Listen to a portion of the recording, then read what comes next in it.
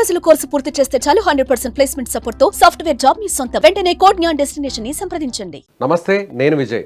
హైదరాబాద్లోని మీర్పేటలో జరిగినటువంటి దారుణ ఘటన గురించి ఇప్పుడు అంతా కూడా డిస్కషన్ చేస్తున్నాను. నిజంగా అతని మానసిక పరిస్థితి ఏ స్థాయిలో ఉంటుంది?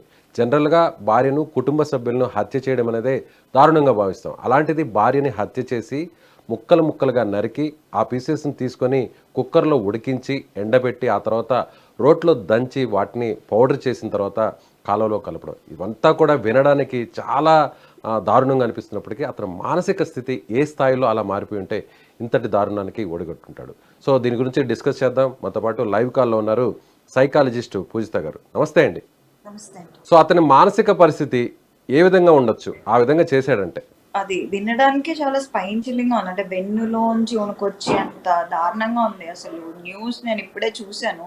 దాని గురించి చదివితే ఏదో అతను ఒక డాగ్ మీద ఎక్స్పెరిమెంట్ చేసి తర్వాత వాళ్ళ వైఫ్ మీద ఎక్స్పెరిమెంట్ చేయడం, దొరకకుండా దాన్ని పొడిలా చేయడం, నెక్స్ట్ ఉడికించడం, ఇవన్నీ చూస్తుంటే చాలా it's like end of the humanity. అసలు మానవత్వానికి అసలు రోజులు కావు.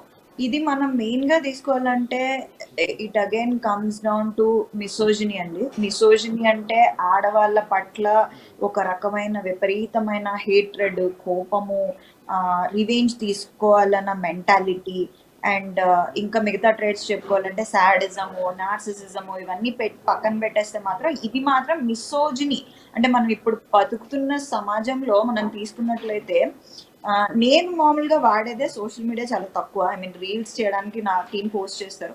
బట్ నేను వాడినంత టైంలోనే నేను చూసే ద కైండ్ ఆఫ్ రీల్స్ కానీ, కొంతమంది ప్రమోట్ చేసే కంటెంట్ కానీ ఎంత వైలెంట్గా ఉంటుందంటే అసలు దీన్ని చంపేయాలి, దీన్ని నరికేయాలి, ఇలాంటి ధోరణి అది మన చుట్టూనే బతుకుతున్నారు ఇలాంటి చాలా మంది.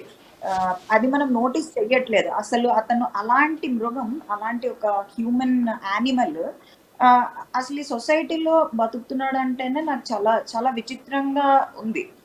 సో ఫస్ట్ ఆఫ్ ఆల్ ఇక్కడ మనం తెలుసుకోవాల్సిన విషయం ఏంటంటే అతను ఎప్పటి నుంచో ఇలాంటి ఒక మెంటల్ డిజార్డర్తో బాధపడుతున్నాడు. ఇది డెఫినెట్లీ మానసిక రుగ్మత అనే చెప్తాను.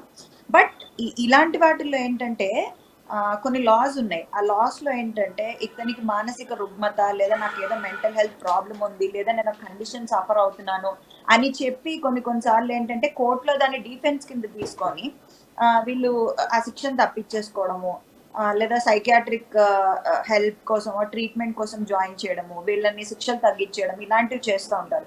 బట్ నన్ను అడిగితే మాత్రం డెఫినెట్లీ ఇతనికి అలాంటి మెంటల్ హెల్త్ లాస్ పక్కన పెట్టేసి ఇతనికి డెఫినెట్లీ ఒక శిక్ష అయితే డెఫినెట్లీ పడాలి. ప్లస్ ఇతని లాంటి వాళ్ళు మన చుట్టూ, సో వాళ్ళు చేసే బిహేవియర్ ఏంటి, ఆన్లైన్ బిహేవియర్ ఏంటి, ఆఫ్లైన్ బిహేవియర్ ఏంటి, ఇంకో రెండో వెరీ ఇంపార్టెంట్ విషయం ఏంటంటే అతను ఉన్న ప్లేస్లో బాటిల్స్ దొరికాయంట, and substance addiction, alcohol addiction, అతను ఎలాంటి డ్రగ్స్ తీసుకుంటున్నాడు అంటే అంత మత్తులో, అంత డిసోసియేషన్, అంటే రియాలిటీ నుంచి డిసోసియేట్ అయిపోయి క్రైమ్ లో దిగాడంట. అతని మానసిక పరిస్థితి ఎంత దరిద్రంగా, ఎంత దారుణంగా ఉందని. అంటే కేవలం అతను భార్య మీద అనుమానంతోనే ఇంత దారుణానికి పాల్పడ్డారంటారా? లేదంటే చిన్నప్పటి నుంచి, అందులో అతను వర్క్ చేసింది కూడా ఆర్మీలో వర్క్ చేశాడు. ఆర్మీలో వర్క్ చేసి రిటైర్డ్ అయ్యాడు, కొద్ది సంవత్సరాల కిందటే రిటైర్డ్ అయ్యాడు. సో అతని మానసిక స్థితి ఆర్మీలో పనిచేస్తున్నప్పుడు బాగుండొచ్చు, బట్ ఇప్పుడు ఈ విధంగా దారుణంగా అతను మారిపోవడానికి భార్య మీద ఉన్నటువంటి అనుమానమే అనుకోవచ్చా? లేదండి, ఇది ట్రామా అనేది ఎలా ఉంటుందంటే, మీరు ట్రామా అనే పదం చాలా ఈజీగా వాడుతూ ఉంటారు జనాలు. సో నేను సింపుల్ గా చెప్తాను. ట్రామా అంటే ఏంటంటే షాక్. ఎవరికైనా సడన్ గా ఒక షాక్, అది మెంటల్ షాక్ అయినా, ఒక లారీ సడన్ గా గుద్దేసింది అనుకోండి, మంచం పట్టేస్తారు, లేదంటే కాల్లో చేయ విరిగిపోద్ది. సో ఎనీ షాక్ అనేది ప్యారలైజ్ చేస్తుంది మనిషిని. అలాగే మనకి కొన్ని మానసికమైన సంఘటనలు జరిగాయి అనుకోండి, విచ్ హర్ట్ అస్, లైక్ మనని మానసికంగా నొప్పి పరిచే సంఘటనలు ఏదైనా జరిగితే దాన్ని సైకలాజికల్ ట్రామా అంటాం.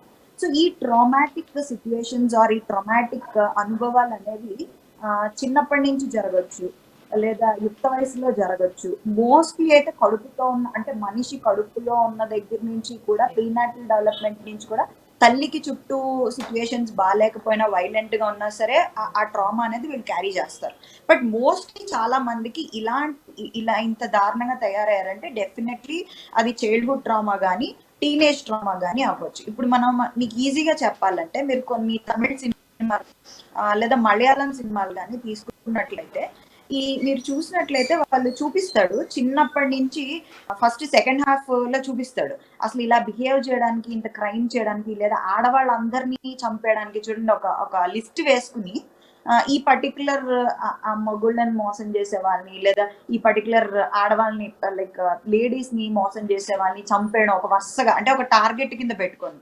సో దాన్ని మళ్ళీ వెనక్కి తీసుకొని చూపిస్తాడు ఎందుకు ఇట్లా ఇతను చేస్తున్నాడు, ఎందుకు ఇంత క్రిమినల్ గా బిహేవ్ చేస్తున్నాడు అంటే చిన్నప్పుడు అతన్ని ఇంతమంది అవమానించారు, చిన్నప్పుడు చాలా ఇన్హ్యూమన్ గా ఎగ్జాక్ట్లీ మనం ఆ చిన్న సినిమాలోకి వెళ్ళిపోవచ్చు. ఎగ్జాక్ట్లీ చాలా మందికి ఈ ట్రామాటిక్ ఇన్సిడెంట్స్ వల్ల కూడా అది దాన్ని ఏమంటారు సెల్ఫ్ కోపింగ్ మెకానిజం అంటాం. కోపింగ్ మెకానిజం అంటే ఏంటంటే ఇప్పుడు నాకు ఏదైనా చిరాకు వచ్చింది, నాకు ఏదైనా కోపం వచ్చింది, నేనేం చేస్తాను, నేను ఒక సినిమాకి వెళ్తా, లేదా బీచ్లో వాకింగ్కి వెళ్తా, లేదా ఎక్సర్సైజ్ చేసుకుంటే ఏదో చేస్తాను. ఇప్పుడు నాకున్న కోపింగ్ మెకానిజము మీకుండదు, మీకున్న కోపింగ్ మెకానిజము వేరే వాళ్ళకు ఉండదు. ఇప్పుడు ఇలాంటి ట్రామా ఉన్న వాళ్ళ కోపింగ్ మెకానిజం వేరేగా ఉంటుంది. ఇప్పుడు సోషల్ మీడియాలో చిన్న విషయం చెప్తాను మీకు, బూతులు పెడుతూ ఉంటారు. వాళ్ళది మేబీ మైల్డ్ అవ్వచ్చు, మోడరేట్ అవ్వచ్చు, మనకు తెలియదు. ఉత్తినే అసలు రీజన్ లేకుండా వాళ్ళకున్న లోపల ఉన్న జెలసీ గానీ, వాళ్ళకున్న పైశాచిక ఆనందం ఎగ్జాక్ట్లీ ఆ పైశాచిక ఆనందానికి లెట్అవుట్ ఏంటండి, ఇప్పుడు ఒక మాట అనాలి, లేదా గాసిపింగ్ చేసుకోవాలి. అది చిన్న స్థాయిలో మైల్డ్ టు మోడరేట్ గా ఉన్నంతసేపు బాగానే ఉంటది. అది అన్టేమ్డ్ గా ఉంటే, ఇప్పుడు ఒక పులిని, సింహాన్ని బయటికి తీసుకొచ్చి పబ్లిక్ లో వదిలేసి దాని దగ్గర ఒక మాస్టర్ ని అసలు టేమింగ్ ఏం లేకుండా వదిలేసి తినేస్తుంది కదా ఆబ్వియస్లీ. సో ఇలాంటి మానవ మృగాల్ని మనం ఫస్ట్ ఐడెంటిఫై చేయాలి. నేను ఇప్పుడు ఏం చెప్తానంటే ప్రతి మనిషికి కూడా ఆన్లైన్ బిహేవియర్ కూడా అబ్జర్వ్ చేయాలి. సో పోలీసులు ఏదైనా క్రైమ్ వచ్చినప్పుడు, లేదా లాయర్స్ ఏదైనా క్రైమ్ వచ్చినప్పుడే వీళ్ళ తాలూకా బిహేవియర్ అంతా తీసుకుంటున్నారు 360 degrees. బట్ మామూలుగా సరే ఒక మనిషి ఆన్లైన్లో ఎలా బిహేవ్ చేస్తున్నాడు, ఆఫ్లైన్లో ఎలా బిహేవ్ చేస్తున్నాడు, అసలు ఇలాంటి పైశాచిక కామెంట్స్, ఇలాంటి దరిద్రమైన రీల్స్ పెట్టడం, హేట్ కంటెంట్ పూజిత గారు పర్టికులర్ గా ఈ ఇన్సిడెంట్ లో చూస్తే అతను ఆ క్రైమ్ చేసేది కూడా యూట్యూబ్ లో ఉన్నటువంటి కొన్ని వీడియోస్ చూడడం, క్రైమ్ సినిమాలు చూడడం, ముందుగా ఎక్స్పెరిమెంటల్గా ఒక డాగ్ మీద చేయడం, ఇదంతా కూడా అంటే పోలీసులకు క్లూస్ దొరకకుండా ఉండడం కోసం ఇలా చేశాడా, లేదంటే ఆ భార్య మీద ఉన్నటువంటి కక్ష అనుకోవచ్చు ఇదంతా? ఇప్పుడు భార్య గురించి వస్తేనండి, అది సింపుల్ అనుమానం అవ్వచ్చు, ఎంతకాలం నుంచి ఉందో తెలియదు, అతనికి ఏదున్నా. So what ever it is, ఇప్పుడు ఎవరి మీదైనా మీకు నచ్చలేదు, మీ హస్బెండ్ కానీ మీ వైఫ్ కానీ నచ్చలేదు, వాళ్ళతో ఏమైనా మనస్పర్ధలు వచ్చాయి, లేదా ఏదో చీట్ చేస్తున్నారు. ఫర్ ఎగ్జాంపుల్ నాకు తెలియదు, మన ఎవ్వరికీ తెలియదు ఏం జరిగిందో. ఫర్ ఎగ్జాంపుల్ అదే జరిగింది, ఆవిడ నిజంగానే ఏదో చేసింది, తనకు నచ్చలేదు, తన మనోభావాలు దెబ్బతిన్నాయి అనుకుందాం. అలా అనుకున్నా సరే దానికి కరెక్ట్ గా ఏం చేయాలి, విడిపోవాలి. డైవర్స్ అనేది మన లీగల్ గా ఇచ్చింది. లేదు డైవర్స్ తప్పు, ఇవన్నీ ఇది కాదు, ఇలా కొంతమంది మాట్లాడతారు ఒక సెక్షన్ ఆఫ్ సొసైటీ. వాళ్ళకి నేను ఏం చెప్తున్నానంటే మోరల్లీ ఎథికల్లీ నువ్వు కరెక్ట్ గా ఉండాలి. అంటే నువ్వు ఒక పెద్ద మనిషి దగ్గర కూర్చుని, ఒక పెద్దల ముందు కూర్చొని నువ్వు సెటిల్ చేసుకోవాలి. అదైనా చేయాలి కదండి, మరి అది కూడా అతను ఫాలో అవ్వలేదు కదా. ఇక్కడ మెయిన్ మనకి యూట్యూబ్లో కానీ ఈ మధ్య విపరీతంగా పెరిగిపోయారండి. అసలు వాళ్ళకి ఏం సర్టిఫికేషన్ ఉందో తెలీదు, వాళ్ళకి ఏం అర్హత ఉందో తెలీదు. ఇప్పుడు ఇంటి పక్కన సందుల్లోని కూర్చుని పెరటి మీద కూర్చుని నోటికొచ్చింది మాట్లాడుతూ ఉంటారు, without any logic, without any rationality అంటే ఎందుకు, ఏంటి, ఎలా అనే ఈ సెన్స్ లేకుండా మాట్లాడుతూ ఉంటారు, అంటే నోటికొచ్చింది మాట్లాడుతూ ఉంటారు.